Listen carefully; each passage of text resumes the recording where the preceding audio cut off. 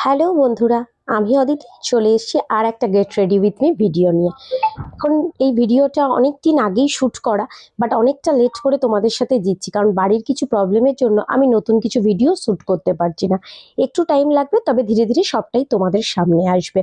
দেখো, আজকে পরে নিয়েছে একটা ডিপ রানি কালারের ঢাকাই জামদানি। সবার আলমারিতে নিশ্চয়ই ঢাকাইয়ের অসংখ্য কালেকশন থাকে, আমারও রয়েছে প্রচুর ঢাকাই কালেকশন। তার মধ্যে এটা আজকে পরে নিয়েছি, কারণ এটা ছিল আমাদের অ্যানিভার্সারির পুজো দিতে যাওয়ার লুক।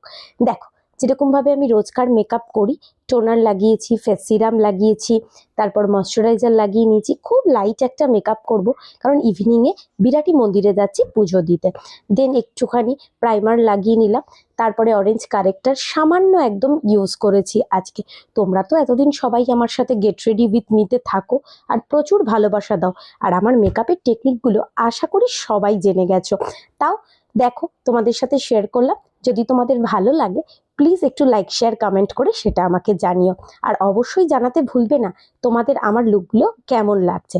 চলো দেখো, অলমোস্ট আমি পৌঁছে গেছি ফাউন্ডেশন, দেন একটু কনসিলার অ্যাপ্লাই করে নিচ্ছি, কারণ মেকআপটা খুব ধীরে ধীরে একদম ব্লেন্ড করতে হয়, যাতে মেকআপটা অনেকক্ষণ অবধি লং লাস্টিং থাকে আর মেকআপটা সুন্দর করে একদম স্কিনের সাথে বসেও যায়।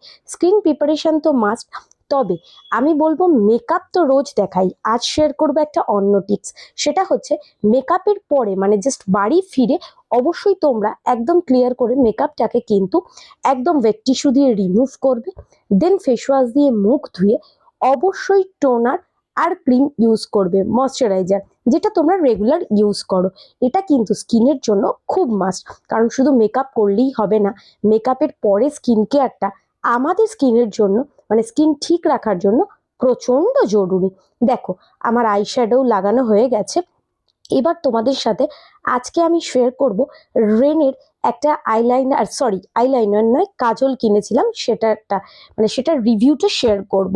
দেখো, আমি অফলাইন আইলাইনার পরেই নিয়েছি। এবার রেনের এই কাজলটা ভীষণ ভালো লেগেছে আমার, প্রত্যেকটা রিভিউ পড়ে আমিও নিয়েছি, তোমরাও ইউজ করতে পারো।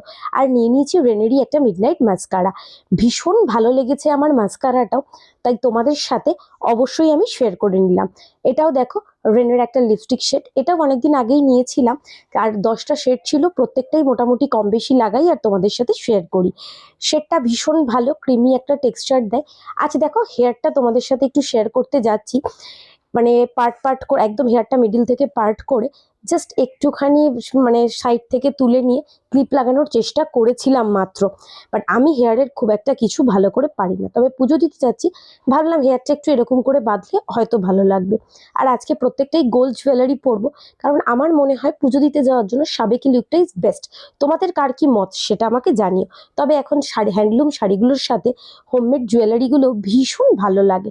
দেখো, শাখা বাঁধানো পরে নিয়েছি, তার সাথে পরে নিচ্ছি আরো কিছু গোল্ড অর্নামেন্টস, সেটা হচ্ছে চুড়ি, বালা, পলা বাঁধানো, এই সমস্ত কিছু।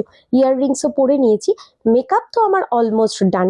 এবার একটু সেটিং স্প্রে দিয়ে পুরোটাকে সুন্দর করে সেট করে নেব, যাতে কোনোভাবেই মেকআপটা একদম নষ্ট না হয়। চলো, এবার একটুখানি সিঁদুর পরে নিই, কারণ পুজো দিতে যাওয়ার জন্য সিঁদুর আর টিপটা একদম মাস্ট। আর তোমরা অনেকেই বলো যে টিপ পরলে মুখটা একদম অন্যরকম লাগে, তবে আমার বন্ধুদের এই কমেন্টগুলো পেতে আমার ভীষণ ভালো লাগে। নিজেকে নতুন করে চিনতে পারি, জানতে পারি কোনটা পরলে বেশি ভালো লাগবে। ওয়াও, দেখো আমার আজকের লুক কিন্তু একদম কমপ্লিট। তবে হেয়ারটা একটু চেঞ্জ করেছি, দেখলাম একদম ভালো লাগছে না, বরং সাইড পার্টিং করে খুলে রাখলেই বেশ মিষ্টি লাগছে নিজেকে মনে হয়েছে। তোমরা কমেন্ট দাও, কোনটাতে বেশি ভালো লাগছিল, আগের হেয়ারটাতে না এই হেয়ারটাতে। অলমোস্ট লুক ডান, বেরোবো পুজো দিতে। ততক্ষণে তোমরা কিন্তু আমাকে ফলো করে নিতে একদম ভুলো না। চলো টাটা, দেখা হচ্ছে পরবর্তী ভিডিওতে।